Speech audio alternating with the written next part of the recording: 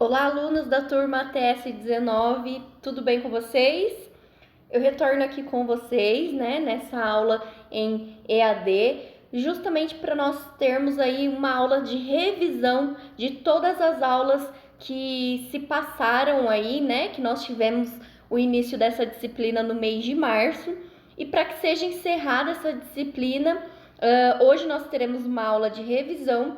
E no dia 21, no horário estabelecido pela escola, que normalmente é o horário da aula, vocês terão a prova final, a avaliação dessa disciplina. Lembrando que essa disciplina, metodologia de avaliação, é um trabalho e a avaliação.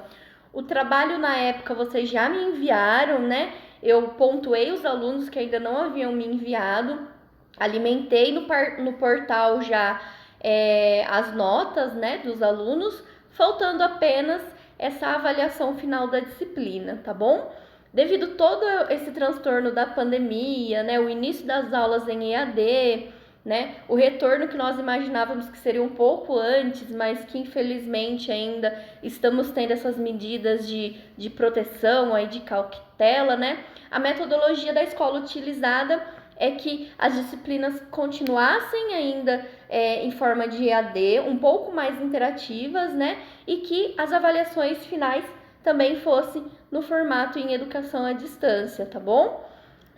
A prova, ela vai ser questões, alternativas, são 4 alternativas, sendo que uma delas estará certa, Uma resposta será certa. O número de questões será entre 10 a 20 questões, tá bom? Valendo 1 ponto, meio ponto, isso tudo vai depender dos critérios da pergunta, tá?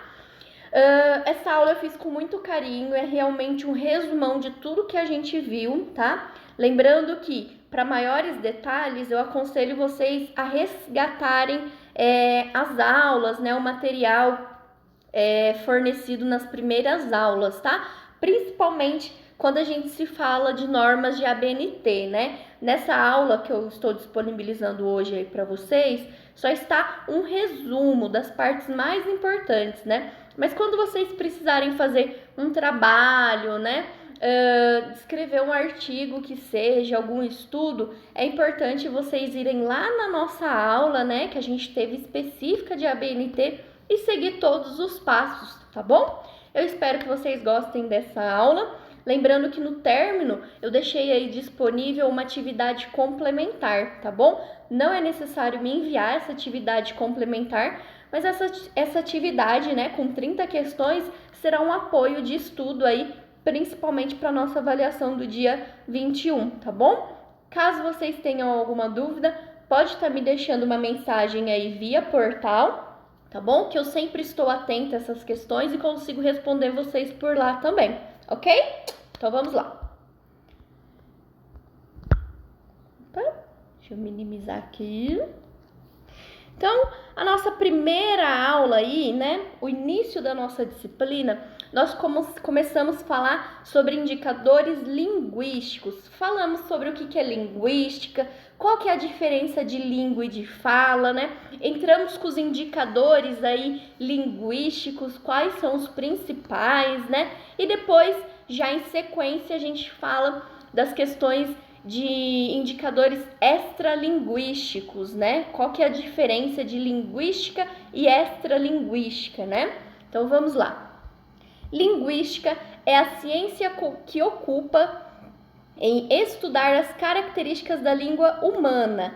A linguística é responsável por analisar e investigar toda a evolução e desdobramento dos diferentes idiomas, bem como a estrutura das palavras, expressões idiomáticas e aspectos fonéticos de cada língua. Então, quem estuda linguística, basicamente, tem toda essa interação aí de palavras, fonéticas, idiomas, enfim. Deixa eu só minimizar aqui um pouquinho. Aqui.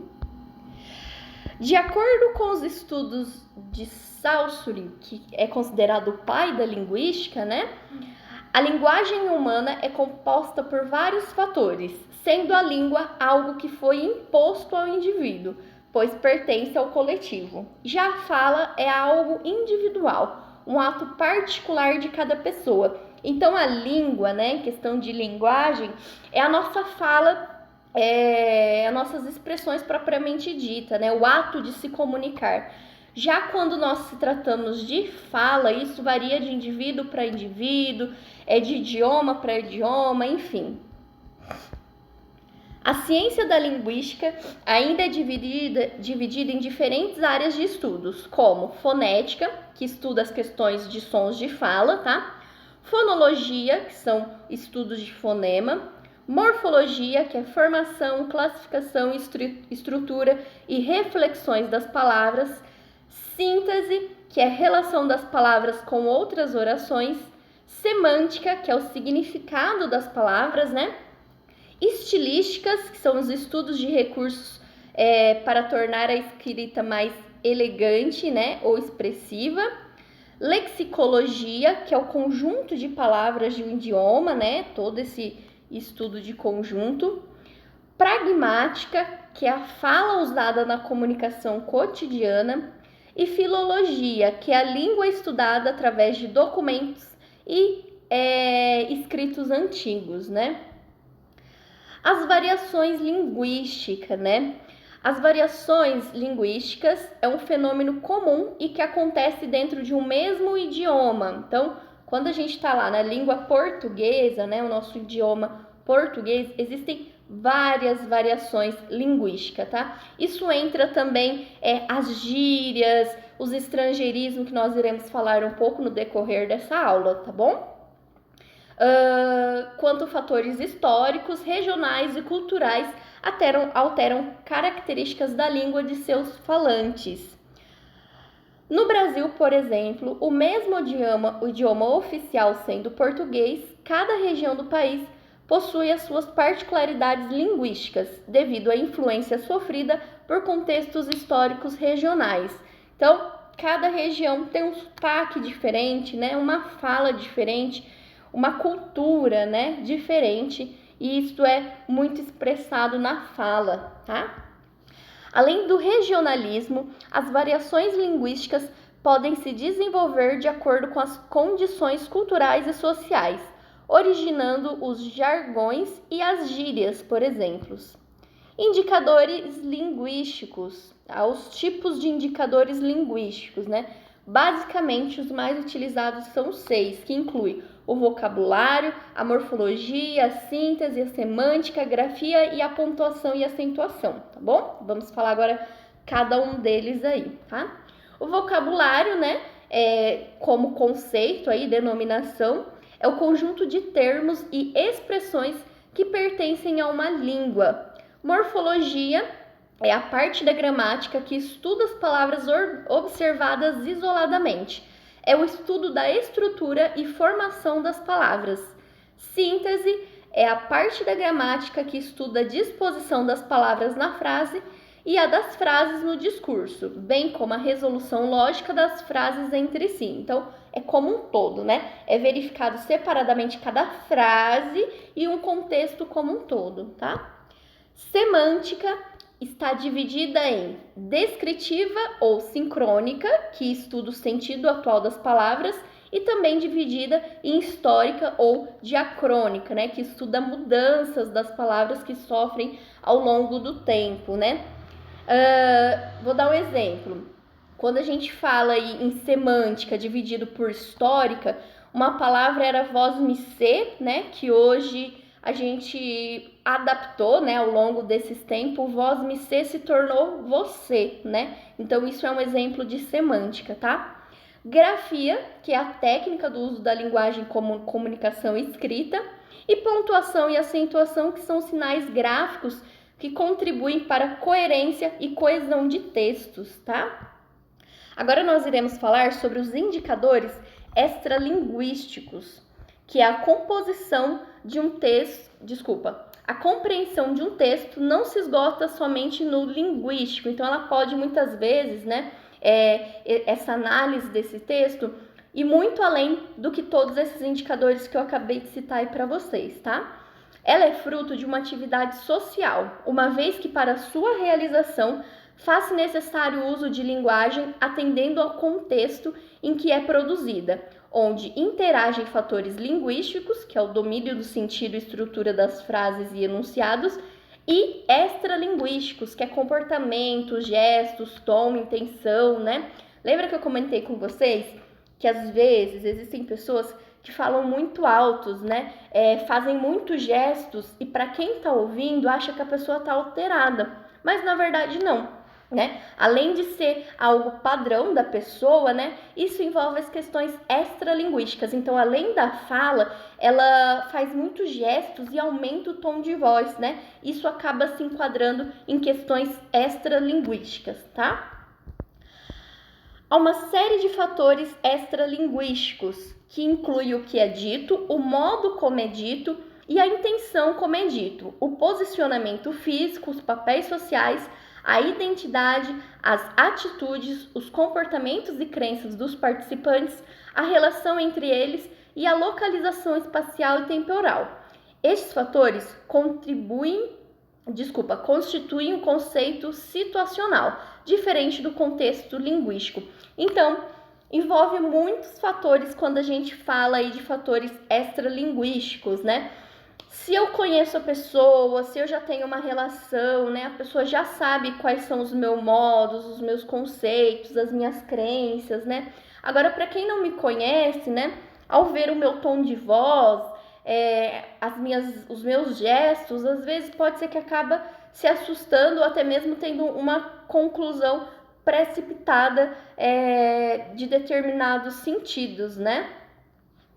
Estudar aspectos extralinguísticos na enfermagem é importante, pois isso é muito importante, né? Porque depende de como a gente fala com o nosso paciente, com o nosso cliente, o nosso cliente vai ficar um pouco ocioso na questão de um pouco mais restrito ao seu cuidado, né? Então é importante saber como irá se expressar ao paciente, né? E quando a gente fala de extralinguísticos, eu não estou falando só da linguagem, né? O modo, a postura, né?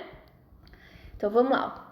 Se uma elocução pode ser entendida por diferentes modos, as pessoas podem interpretar uma determinada elocução com base em suas definições ou percepção do que está acontecendo, no modo da interação, no dado contexto histórico-social. Então é aquela questão, né? Às vezes eu estou transmitindo uma informação, mas o meu receptor, né, ele não está compreendendo a mensagem que eu quero passar, né? Porque cada um absorve a informação de uma maneira. Então, às vezes eu estou transmitindo uma informação, mas quem está recebendo está entendendo de outra maneira. Por isso que é sempre importante, principalmente na área da saúde, é fazer aquele breve questionamento, né? O que o senhor entendeu? E não perguntar, o senhor entendeu? Porque no máximo ele vai responder sim, entendi, né? Agora, se nós mudamos essa questão e questionar, fala para mim, o que o senhor entendeu? E ele contar o que ele entendeu, nós iremos compreender se ele realmente compreendeu o que nós queremos dizer. Então é uma coisa bem diversa, né? Nós temos que ter aí bastante o famoso ditado, jogo de cintura, justamente para saber se a nossa informação está sendo transmitida de acordo com o que o nosso paciente, o nosso cliente, enfim, precisa realmente receber, tá bom? Agora, da mesma maneira que eu citei quais eram os indicadores linguísticos, eu deixei aí 2 indicadores extralinguísticos, né? Que corresponde ao efeito de sentido e contextos socioculturais, né? E os modelos pré-estabelecidos de produção de texto, tá? Princípios linguísticos, eu deixei aí uma diferença entre princípios linguísticos e extralinguísticos, tá? Lembrando que essa aula é uma aula de revisão, tá bom? É bem um resumão aí, e que caso vocês tenham interesse, né, aprofundar essas questões, é só retornarem às nossas aulas anteriores lá, que tem uma aula específica falando sobre indicadores linguísticos e extralinguísticos, tá? Então vamos lá. Princípios linguísticos levam em consideração aspectos da linguagem oral e escrita com elementos como livros, discussão de assunto, diálogos e debates. Então, basicamente, é o nosso diálogo, né? Seja ele oral ou seja ele escrito. Princípios extralinguísticos são aspectos que levam em consideração elementos fora da linguagem oral e escrita, tais como a arte, a luta, a dança, as expressões, uma imagem, né? O meu não verbal. Então, imagine eu falando assim, vocês precisam... Ó, vamos começar de novo. Eu vou alterar a minha voz e prestem atenção na minha expressão verbal. Vocês precisam ler o material para a prova. Então, isso é uma expressão extralinguística. Agora, uma expressão linguística. Vocês precisam ler o material para a prova. Viu como é diferente? O verbal fala muito, né? E aí, às vezes, nós expressamos aí um perigo, um risco com o nosso não verbal, tá bom? Tomem cuidado com isso também, tá? Agora nós iremos falar sobre questões de coerência e coesão, né? Lembrem que na nossa aula eu dei muitos exemplos, tanto que na aula passada, né, eu disponibilizado o material aí para vocês, existem vários exemplos de coerência e coesão, né? Lembrando que um texto, para ele ser adequado, precisa andar com esses dois fatores juntos, né? O texto precisa ser coerente e ter coesão, ou seja, o texto tem que ter começo, meio e fim e precisa ter sentido esse texto, né? Eu não posso falar que o sol aparece durante o dia, mas durante a noite o sol não aparece, né? Ele precisa ser lógico, o meu texto, tá bom? Então vamos lá. A coesão e coerência são elementos fundamentais para trazer sentido a uma redação, a um texto, a um trabalho, tá bom? A coerência se relaciona à estrutura mais profunda do texto e a coesão atua como superficial contextual, com elementos linguísticos que ajudam a compreender o texto de forma profunda. A coerência se refere ao encadeamento de seu texto, em ordem sequencial e ligação harmoniosa entre as frases e os parágrafos, ou seja, tem começo, meio e fim, é uma coisa sequencial, tá bom? Já a coerência diz a lógica interna do texto, ou seja, a coerência, o texto precisa ser coerente, precisa fazer sentido, tá? Se eu estou fazendo uma redação, se um processo seletivo em um hospital, porque isso acontece muito, tá? Tem a questão de uma parte de redação para mim falar sobre descrever, né, sobre o caso clínico de um paciente, como eu atuaria quanto profissional da enfermagem, né? Se eu estou falando que meu paciente, nessa redação, nesse texto, que ele é cardiopata, né, que ele nega alergia, eu não posso terminar o meu texto dizendo que o paciente não tem nenhuma patologia cardiológica, né? Se lá no começo do meu texto eu citei que ele é hipertenso, já fez procedimentos de intracate, stent, né? Então, todos esses procedimentos são cardiológicos. Eu não posso finalizar, ou até mesmo no meio do texto, dizer que meu paciente não tem problemas cardiológicos. Não faz sentido, né? Não é coerente. É por isso que é tão importante essa disciplina, né, na área da enfermagem. Justamente porque além da assistência, né, em questão de disciplina de paciente crítico, né, pronto-socorro, nós também devemos saber ser coerente e coesos nessas questões de anotação de enfermagem, né? Para fazer um processo seletivo, um concurso, nós precisamos estar bem atento a essas duas questões também, tá bom? Para garantir-se a coerência do texto, é necessário observar os seguintes princípios. O princípio da não contradição, que é o texto não pode conter ideias que contradigam e prejudicam a sua lógica interna. Um dos exemplos que eu citei para vocês, não posso citar que meu paciente é hipertenso, que fez uma cirurgia cardíaca e lá no final dizer que ele não tem nenhuma cardiopatia ou alguma questões cardiológicas, tá bom? Princípio da não tautologia, que o texto não deve ficar repetindo ideias excessivamente, visto que esse vício de linguagem confunde a comunicação efetiva dos sentidos do texto. E princípio da relevância, né? As ideias devem ser necessárias ao sentido e apresentadas de modo completo e com diálogo entre si, sem fragmentação, isto é, sem junção aleatória de ideias desconectadas. Precisa ter sentido, ser relevante, tá? Há 6 tipos de coerência, sendo eles aí, ele é bem semelhante às nossas questões linguísticas lá, né? Sendo eles a sintática, que é a construção correta de uma frase, semântica, está ligada à organização lógica de ideia, temática, para um texto seja coerente, é preciso respeitar o tema da narrativa, né? Então, se eu estou falando de cardiopatias, eu não posso falar de questões de coronavírus, por exemplo, né? Pragmática, o texto deve seguir uma sequência lógica em relação a seus interlocutores e ao contexto da comunicação.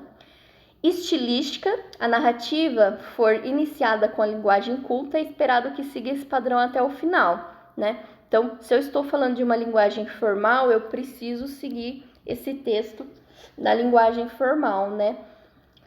A não ser questões de contos, né? Porque contos tem muitas vezes, assim, gírias, alguns pontos aí. Isso é uma teoria à parte, tá? Genética. O texto deverá seguir o mesmo padrão de gênero, como conto ou crônica, até o final, tá?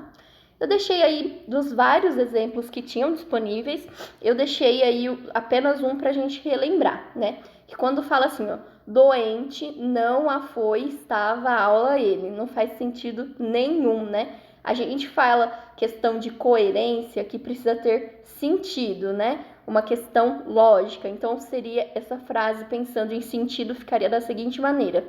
Ele estava doente, não foi à aula, né? Agora, uma coesão que faz uma sequência dessa frase, tem começo, meio e fim, né? Um exemplo aí. Ele estava doente, por isso, ou porém, né? Não foi à aula. Isso seria uma frase de coesão, dando sentido ao nosso texto, à nossa frase, tá bom? Agora nós iremos entrar nas questões de níveis de formalidade e variantes linguísticas, tá? Lembrando do que na nossa aula eu deixei disponível aí para vocês, que existem vários variantes linguísticos, né? Desde as gírias, né, que é formado por grupos sociais, entre amigos, né? Regionalismo, de cada região tem um sotaque diferente, né? Enfim, estrangeirismo, né? Outros países, isso a gente vai ver detalhadamente, tá bom? Quando se trata de níveis de formalidade e variantes linguísticas, podemos citar a linguagem formal, né, que é aquela que eu preciso mesmo tomar cuidado com algumas palavras, com algumas gírias, né? A linguagem informal, que normalmente ela é utilizada em grupo de amigos, que não precisa ser tão formal, né? Estrangeirismo, neologismo, gírias e regionalismo. Agora, resumidamente, nós iremos falar de cada um deles, tá? A linguagem formal e informal são duas variantes linguísticas que possuem o intuito de comunicar, né? Quando falamos em amigos e familiares, utilizamos a linguagem informal, né? Agora, quando nós estamos em uma entrevista, né, nós precisamos ter cautela, né, evitar as gírias, né, ser coerentes, né, coesos. Então, aí a gente está utilizando a linguagem formal, tá bom? Entretanto, se estamos numa reunião na empresa, numa entrevista de emprego ou escrevendo um texto, devemos utilizar a linguagem formal. A forte influência que algumas culturas exercem sobre as outras podem ser percebidas no vestuário, na culinária, na música, no cinema e também no comportamento. Então, existem várias questões aí entrando nos fatores de estrangeirismo, né, que não pertencem a nós quanto brasileiros, mas nós utilizamos muito porque já está infiltrado no nosso cotidiano. Umas palavras: drive, design, case, job, né, show, né? Tudo isso já está incorporado à nossa linguagem, mas essas palavras, elas não são do português, né? São estrangeiras, por isso que a gente chama de estrangeirismo, tá bom? Neologismo são questões em que nós dizemos uma coisa, só que ela tem duplo sentido, né? Então, vou explicar aí para vocês, deixei até 2 exemplos. Quando a gente fala em laranja, o significado de laranja é fruta ou cor, né? Mas muitas vezes ele tem o sentido na fala de que laranja pode ser um falso proprietário, né? São significados, são co-significados de uma palavra, tá? Gato, quando a gente fala em gato, a gente pensa em um animal, mas o gato, na linguagem neologismo, ele também pode ser entendido como instalação de elétrica, né? De fiação elétrica e tudo mais, tá? Os neologismos ocorrem quando o falante usa uma palavra com um sentido novo, diferente do significado original. Na mídia, é comum o uso de neologismo que, aos poucos, são incorporados ao cotidiano da maioria da população. Então, acabei de falar aí para vocês esses 2 exemplos, tá? As gírias nascem em um determinado grupo social e passam a fazer parte da linguagem familiar de várias camadas sociais. Podem também ser construídas do estrangeirismo e neologismo. Então, normalmente as gírias, elas são muito usadas em grupos de amigos, tá bom? Ou famílias, enfim, pessoas próximas, né? Regionalismo. No Brasil, a influência de várias culturas deixou na língua portuguesa marcas que acentuam a riqueza do vocabulário e da pronúncia. São os regionalismos linguísticos que diferem quanto ao sotaque e à pronúncia de cada região, né? Agora nós iremos falar brevemente sobre as terminologias aplicadas aí à enfermagem, né? Nós sabemos que existem vários termos cirúrgicos e que esses termos cirúrgicos, eles são baseados em prefixos e sufixos, né? E com a junção desses 2 elementos, acabam se transformando em uma terminologia cirúrgica, né, do nosso ambiente de saúde. Eu deixei apenas algumas delas, né, lembrando que é sempre importante nós da enfermagem sabermos as terminologias pertinentes, né, porque é muito usado, né, em diagnóstico de paciente, então nós precisamos saber o significado de cada terminologia, tá bom? Isso com certeza vocês irão aprender ao longo do tempo, mas uma indicação minha, né? A cada 2 dias, estudem uma terminologia diferente, conheçam uma terminologia diferente. No final da semana, né? No final, sei lá, de 5 dias úteis, vocês já vão ter aprendido 10 terminologias novas, né? E para se estudar 2 terminologias por dia, você não demora nem 5 minutos para descobrir terminologias novas, tá bom? E conhecimentos a mais sempre é importante, né? Então vamos lá. Os principais objetivos da terminologia são fornecer por meio de forma verbal ou escrita uma definição do termo cirúrgico. Na terminologia cirúrgica, os termos são formados por um prefixo que designa a parte, que designa a parte do corpo relacionada com a cirurgia e um prefixo e um sufixo, que indica o ato cirúrgico realizado. Desculpa. Então, deixei aí para vocês, ó, algumas terminologias, né? E deixei uns outros vários exemplos de terminologias, principais terminologias utilizadas em anotações de enfermagem. Lembrando que muitas dessas terminologias também são utilizadas em diagnósticos, né? Seja diagnóstico médico ou diagnóstico de enfermagem, tá? Estudem essas terminologias, porque na prova realmente vai cair alguma delas, tá? Então é importante que vocês saibam algumas dessas terminologias. Da aula passada, né, da aula de terminologias, tinha muito mais terminologias, eu acabei pegando aí as que eu acho mais pertinentes na área da enfermagem e deixei aí para vocês, tá bom? Então, estudem essas terminologias, porque provavelmente irá cair aí na prova para vocês escolherem a definição correta, tá bom? Eu coloquei aí na questão de afagia, afasia. Quando se trata de normalmente é ausência, né? Apneia, né? Enfim, deixei questões de bradicardia também, bradipneia, Brade, tudo que é brade é baixo. Pineia, tudo que é pineia é respiratória, né? Apneia, então A é ausência, então é ausência de respiração. Bradipneia, respiração lenta ou baixa, né? Taquipneia, quando a gente fala em taque, é o aumento, então aumento do fluxo respiratório, né? Da frequência respiratória, enfim. Dispneia, normalmente quando a gente fala em dis, né, é dificuldade, né? Dissúria, quando a gente fala em úria, a gente está se referindo a urina, diurese, tá bom? Enfim, deixei várias terminologias aí para vocês terem como instrumento de estudo, tá bom?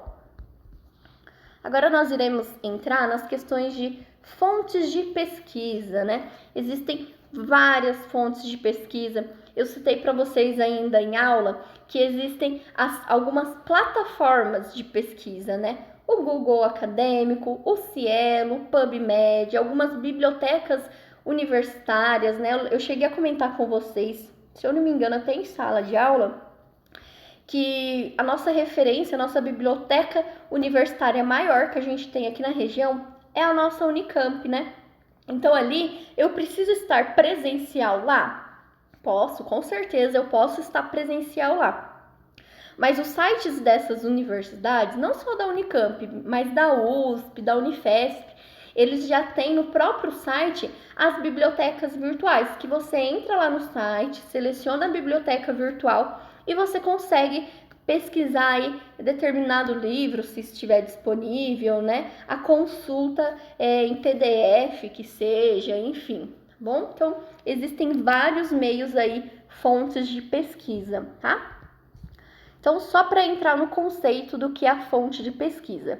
Fonte de pesquisa é definido como um lugar de histórias de buscas históricas ou complementares.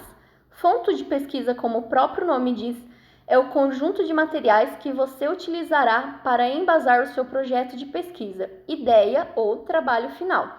Normalmente, quando a gente está fazendo um trabalho, nós precisamos pesquisar várias fontes de pesquisa, né?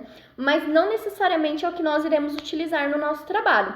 Então, eu posso entrar em vários sites, em várias bibliotecas virtuais, né? Seja a biblioteca universitária, Cielo, PubMed, né? Eu posso entrar em vários meios aí de sites, né?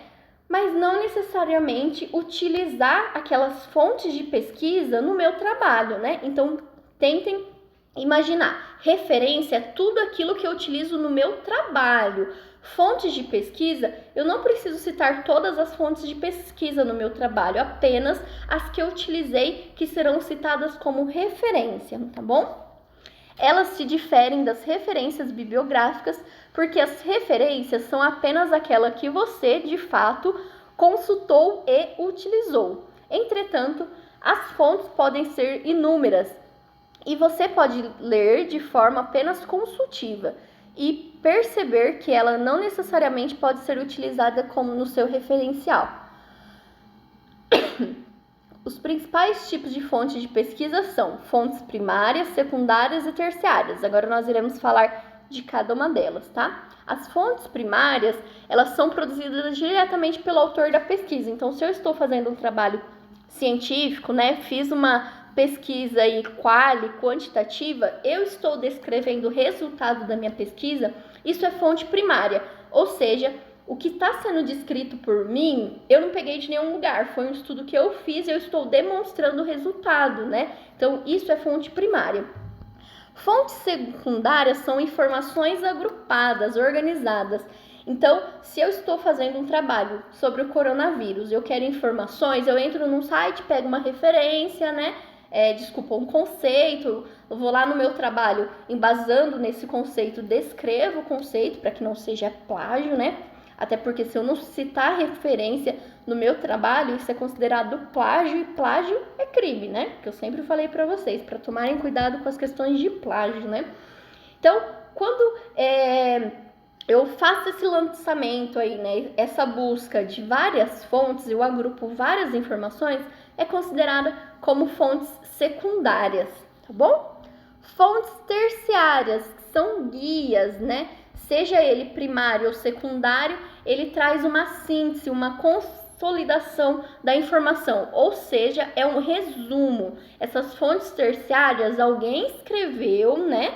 E aí eu estou fazendo um resumo disso.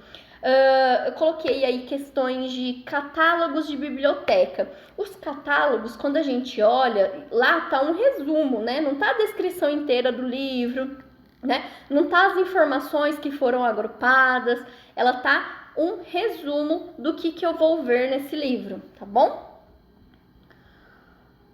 O saber o que buscar, né? Eu ainda até deixei a imagem aí das palavras-chave, né?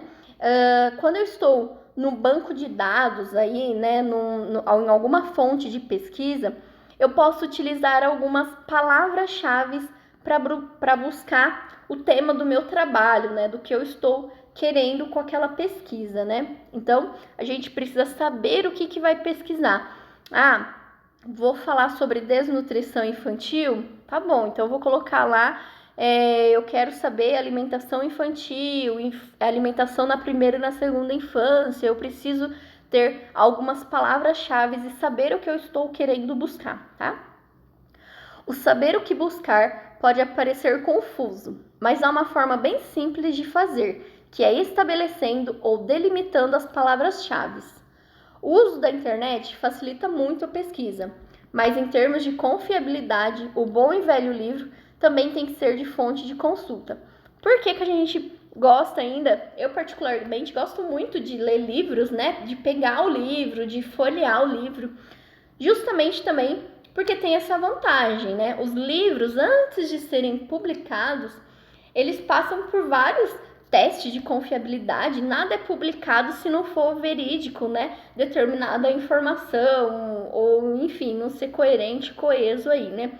Já na internet, existem várias informações que são falsas, né? E essas informações podem prejudicar o nosso trabalho aí, né? O nosso estudo. Então, por isso que a gente tem que sempre acessar sites confiáveis, né? Ministério da Saúde, bibliotecas virtuais, enfim, tá bom? Além de não poder editar o conteúdo depois de publicado, os livros também são mais facilmente encontrados e consultados, enquanto o conteúdo online pode ser retirado do ar a qualquer momento. Aí eu deixei aí alguns exemplos de fontes de pesquisas que são utilizadas, que são livros, periódicos, artigos científicos, canais de eventos, né? O Corém existe lá na plataforma, no site deles, existem um campo de canais de eventos. Então lá eles descrevem todos os eventos que vão acontecer ou que já aconteceram e descrevem como que foi esse evento, qual que foi o objetivo, quem foram os participantes, enfim, tá?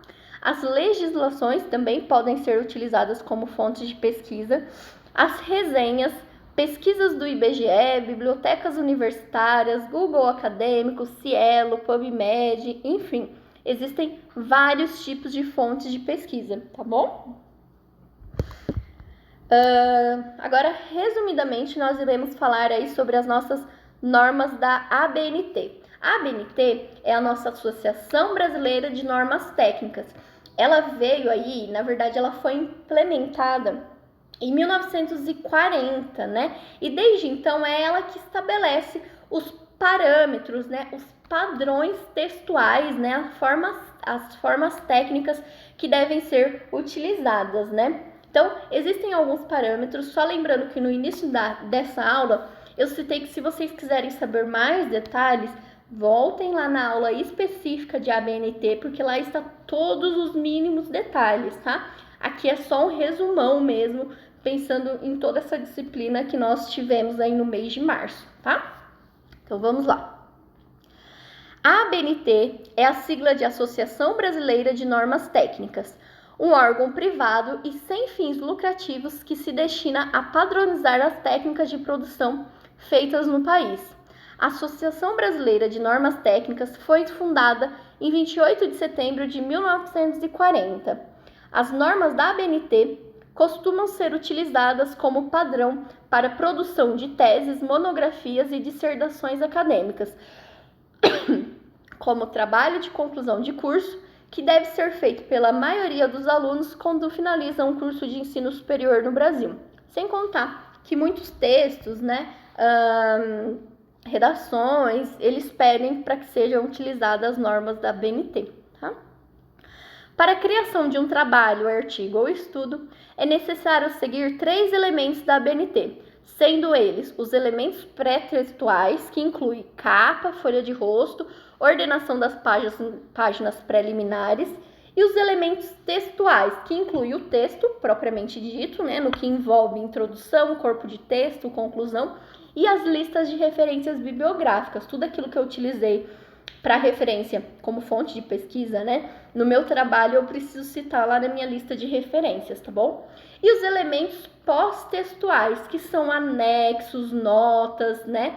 Tudo que ficou como anexo do meu trabalho, seja uma ficha, um formulário, eu posso deixar lá nas questões de meus elementos pós-textuais, tá bom?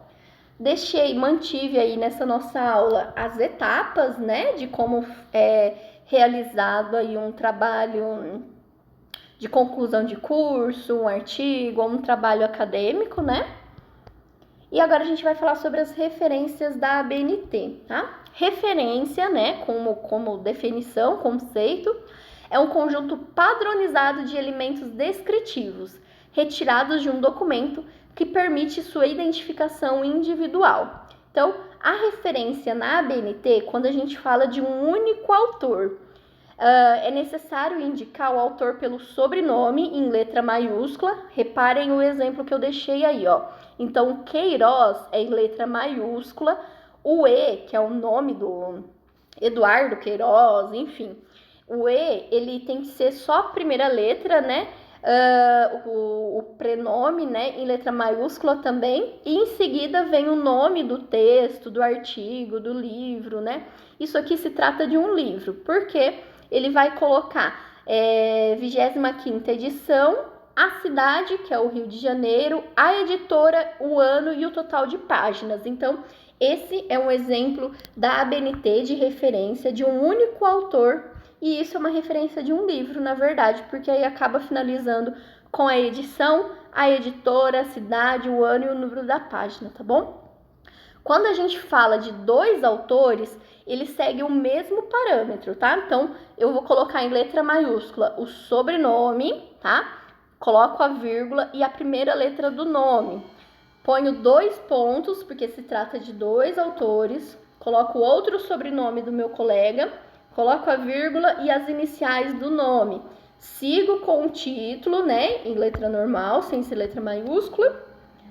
Isso daqui também se trata de um livro, que ele vai falar referência, que é da USP, é de São Paulo, é o volume 13, o total de página, né? Quando a gente busca referência, por exemplo, o Brunner, né? É um livro que tem muitas páginas, né? Quando eu utilizo o Brunner, determinada página, na minha referência eu coloco lá, página de 20-25, né? Então, eu só utilizei como referência 5 páginas, que na verdade foram da página 20 até a página 25, tá bom? E quando se trata de mais de 3 autores, eu uso a expressão et al, né? Então, como que é utilizado isso? Principalmente em artigos científicos, existem as questões de ser um autor e os demais ser coautores, né? Então, quando eu utilizo um artigo, um livro, que existem mais de 3 autores, eu tenho que saber qual que é o autor principal. Normalmente, o autor principal é o primeiro que aparece lá na referência dos autores, né? Então, como ficaria? Também colocaria o sobrenome em letra maiúscula, as iniciais do nome, et al. Então, quando tem essa expressão, eu sei que tem mais autores, tá bom? Aí é colocado o nome, o título do livro, a cidade, o volume, o número de páginas e o ano, tá? Título e subtítulo, né? Quando o texto, então, entrei lá no site do Ministério da Saúde e o título da matéria que eu estou lendo chama Coronavírus, prevenções e tratamento, né? Então, como que funciona? Quando o meu artigo, o meu livro, a matéria que eu estou lendo, ele tem disponível um título e subtítulo, eu preciso colocar 2 pontos, né? Então, olha o exemplo que eu deixei aí, ó. O nome do autor, né, com sobrenome, vírgula, a inicial do nome.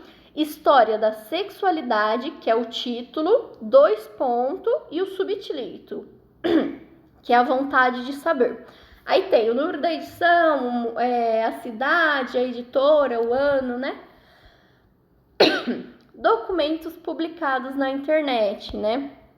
Então, como que a gente deve colocar? Se eu peguei um artigo lá na internet, se eu entrei na biblioteca virtual, se eu peguei uma matéria de um jornal virtual e eu quero usar isso como referência, como eu coloco lá nas minhas referências? Vai ser da seguinte forma: o autor em letra maiúscula, o título, 2 pontos, subtítulo, se tiver, ponto final, disponível em, aí a gente coloca o link de acesso, né? E acesso em, tem que se colocar a data em que vocês acessaram aquela matéria, aquele conteúdo, né? Deixei aí como exemplo também. É importante vocês saberem principalmente esses tipos aí de referência, né? Porque eles são muito usados no nosso trabalho e com certeza isso vai cair na prova, porque quando a gente fala em normas da ABNT, mais do que saber parágrafo, espaçamento, né? Capa, referência, nós precisamos saber como é realizado cada citação de referência, tá bom? Agora sim, só para finalizar, né, está quase concluindo aí a nossa aula de revisão, também existem as normas de Vancouver, né? No Brasil se utiliza mais a ABNT, né, que é a Associação Brasileira de Normas Técnicas, mas existem alguns trabalhos científicos que eles solicitam que seja nas normas de Vancouver, né? Os parâmetros são basicamente o mesmo. O que muda da ABNT para Vancouver são as referências, né?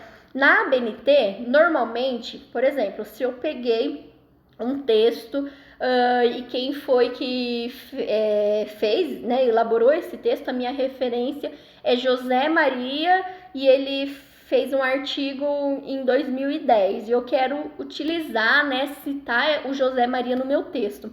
Na minha referência, lá no meu texto, no final do meu parágrafo, eu tenho que colocar entre parênteses José Maria, vírgula, e o ano que foi a obra dele, né? E fecha parênteses. E lá na referência da minha ABNT, eu preciso colocar, como eu mostrei para vocês, quando é um autor, 2 autores, enfim. Já nas normas de Vancouver, é um pouquinho diferente. Ao invés de no meio do texto eu abrir parênteses e colocar o nome do autor lá, de onde é que eu peguei a minha referência, eu coloco em forma de números, né? De parênteses, enfim, superíndice, que são aqueles números pequenininhos no final do texto, do parágrafo. E lá na minha referência de Vancouver, eu coloco o número e cito a referência, tá bom? Basicamente, o que muda de uma norma para outra é as questões de referência, tá? O estilo ou normas de Vancouver é um conjunto de regras para a publicação de manuscritos no âmbito da ciência da saúde. Também é conhecido pelo mesmo nome e subconjunto dessas normas, referindo a forma de realizar referência bibliográfica. O sistema de Vancouver toma o nome de sua reunião celebrada em Vancouver, no Canadá, em 1976, que levou à comissão do Comitê Internacional de Editores de Revistas Médicas. As referências bibliográficas listam-se consecutivamente na ordem de aparecimento no texto.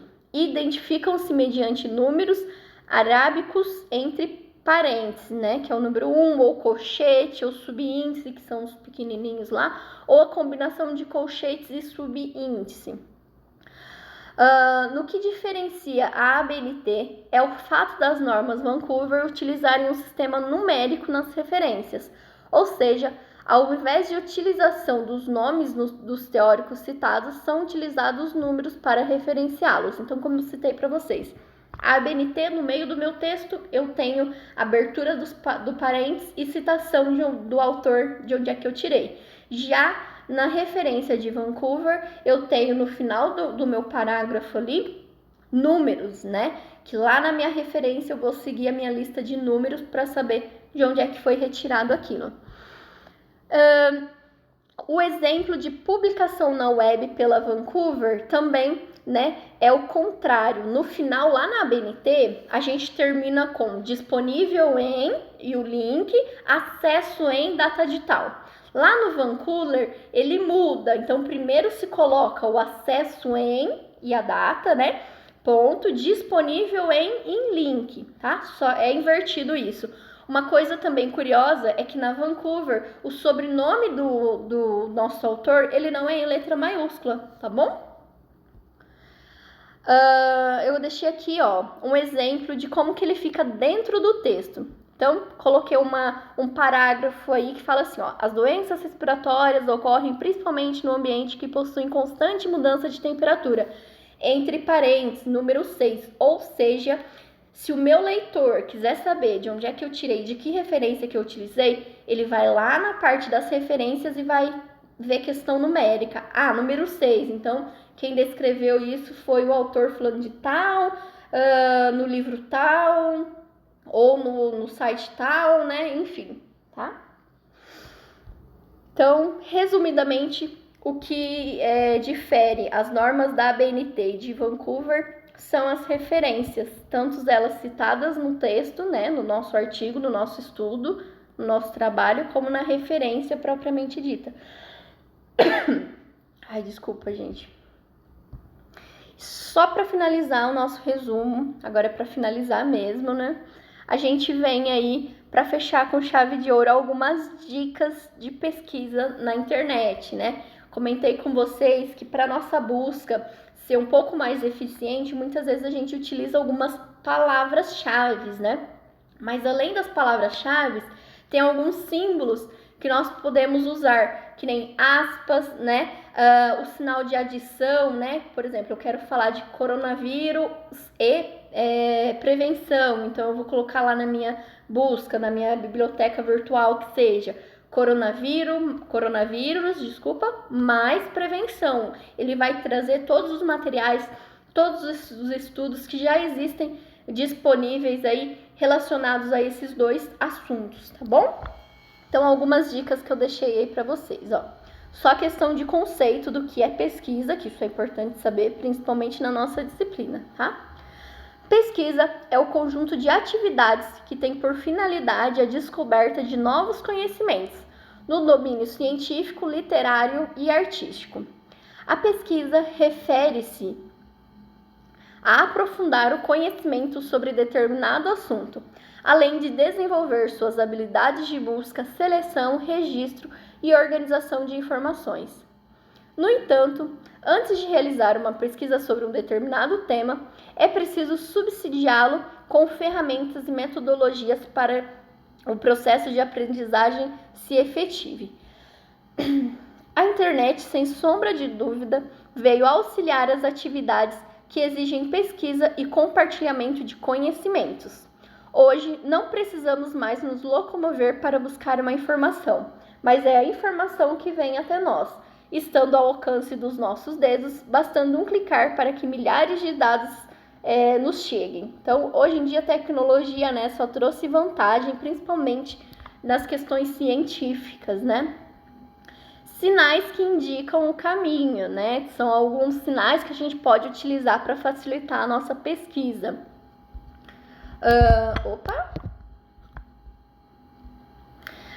Alguns códigos são essenciais para o foco de procura, algum famoso ou algum termo com mais de um significado. Então, lembra que eu falei para vocês? Eu quero pesquisar sobre 2 temas. Então, normalmente eu uso aspas, sinal de adição, né?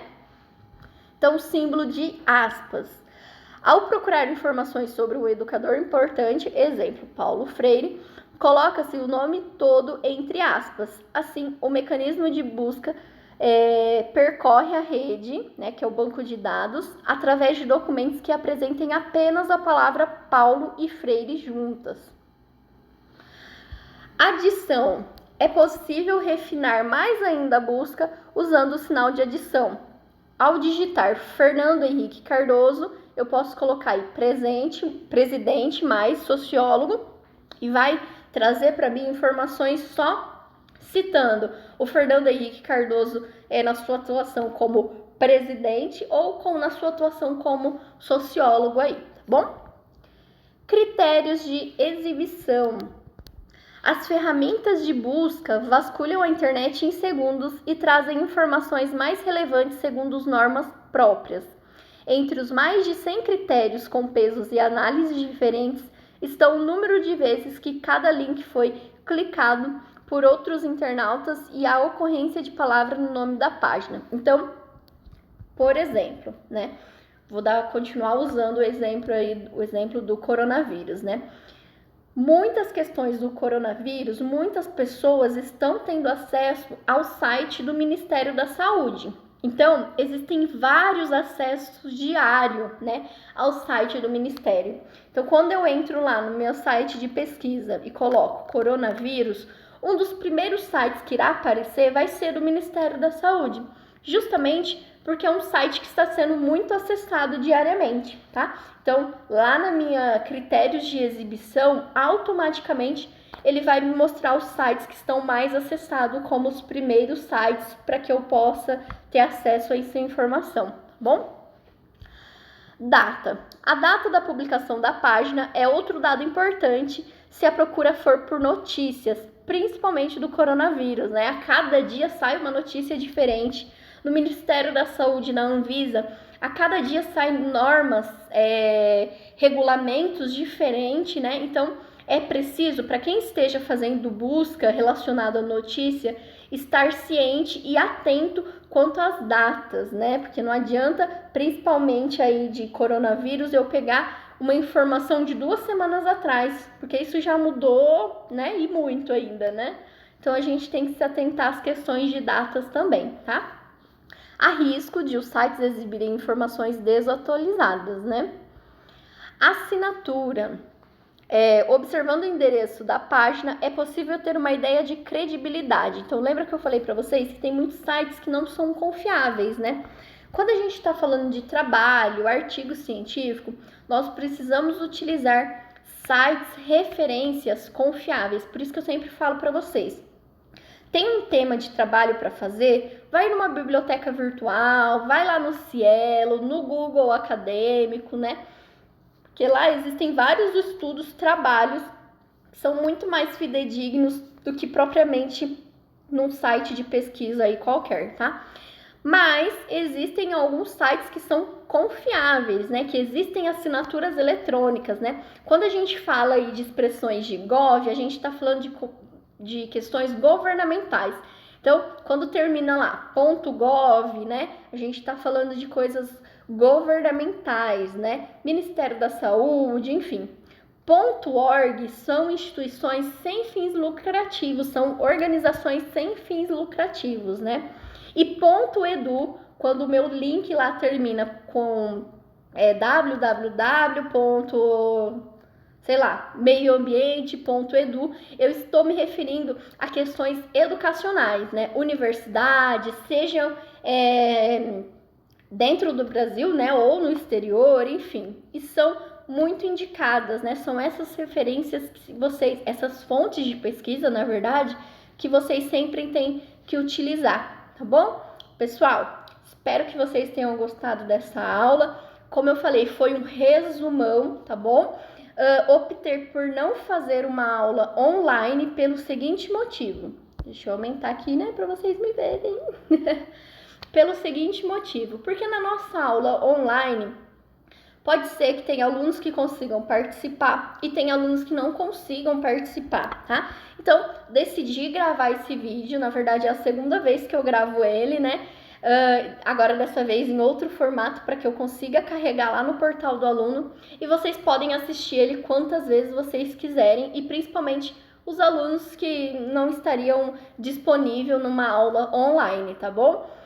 Lembrando, isso é um resumão. Se vocês quiserem entrar mais em detalhes, podem procurar o material que também está disponível no portal nas aulas anteriores, tá? Nossa prova será no dia 21, tá bom? E a escola, se eu não me engano, é preciso dar uma olhada aí no portal do aluno, está estabelecendo o horário das 19h40 às 22 horas para estar realizando essa prova. Então, a partir do momento que eu entrar com o meu login na prova, né, meu usuário acessar lá para entrar na prova, eu vou ter um tempo mínimo para a realização dessa prova, tá bom? Então, se atentem às questões, né? Leiam com calma, estudem. As atividades complementares também vai ser um estudo aí de apoio. E qualquer dúvida, pode me deixar uma pergunta aí no portal que nós iremos nos falando, tá bom? Pessoal, beijo para vocês, se cuidem, ótimo fim de semana e tudo de bom. Espero que logo a gente se encontre aí nos corredores das escolas, tá bom? Beijo, tchau, tchau!